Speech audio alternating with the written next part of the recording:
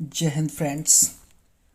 आपके परिवार को मकर संक्रांति की हार्दिक शुभकामनाएं।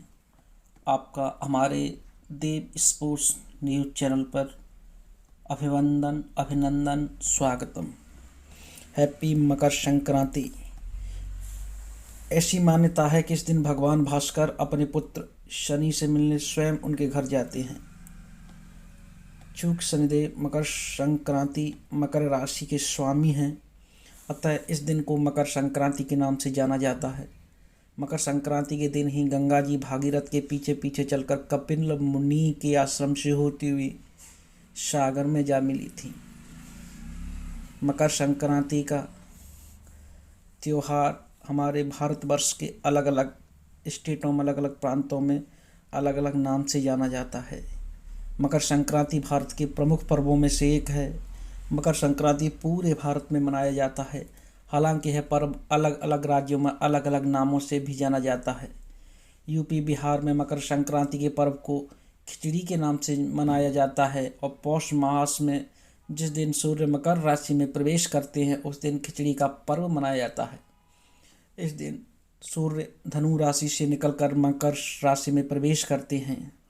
मकर संक्रांति से सभी प्रकार के मांगलिक कार्य शुरू हो जाते हैं और इस दिन से खर मास का समापन हो जाता है। तमिलनाडु में इसको पोंगल नाम से जाना जाता है। नेपाल में भी इसे मकर संक्रांति के नाम से जाना जाता है। उत्तर प्रदेश बिहार में खिचड़ी का पर्व है। मकर संक्रांति पर स्नान और दान का विशेष महत्व है। मकर संक्रांति का ऐतिहासिक महत्व बहुत पहलुओं से भी है। मकर संक्रांति हमारे संपूर्ण भारतवर्ष में बड़े ही धूमधाम और अनोखे विचित्र तरीक़ों से मनाया जाता है। तिल और गुड़ के लड्डू का इस पर्व पर विशेष महत्व दिया जाता है। मौसम के अनुसार हमारे भारतवर्ष में पर्वों का विशेष महत्व है और मौसम के अनुसार ही पर्वों की विशेष मान्यता है। मकर संक्रांति का उत्सव भगवान सूर्य की पूजा के लिए समर्पित है। वक्त इस दिन भगवान सूर्य की पूजा कर आशीर्वाद मांगते हैं। इस दिन से वसंत ऋतु की शुरुआत और नई फसलों की कटाई शुरू हो जाती है। मकर संक्रांति पर भक्त यमुना, गोदावरी, सरयू और सिंधु नदी में पवित्र स्नान करते हैं और भगवान सूर्य को अर्घ्य देते हैं। इस दिन यमुना स्नान और ज़रूरतमंद लोगों को भोजन दान, अनाज, गेहूँ का आटा और ऊनी कपड़े दान करना शुभ माना जाता है। स्नान दान के लिए मकर संक्रांति का त्यौहार बहुत ही शुभ और संकेत है। मकर संक्रांति के दिन ही भगवान भास्कर का और उनको याद करने का एक अलौकिक त्यौहार है। मकर संक्रांति के दिन तमिलनाडु में पोंगल के नाम से उत्सव मनाया जाता है, जब कर्नाटक, केरल और आंध्र प्रदेश में इसे केवल संक्रांति ही कहते हैं। बिहार के कुछ जिलों में यह पर्व तिला संक्रांति के नाम से प्रसिद्ध है। मकर संक्रांति पर्व को कहीं कहीं उत्तरायण भी कहता है।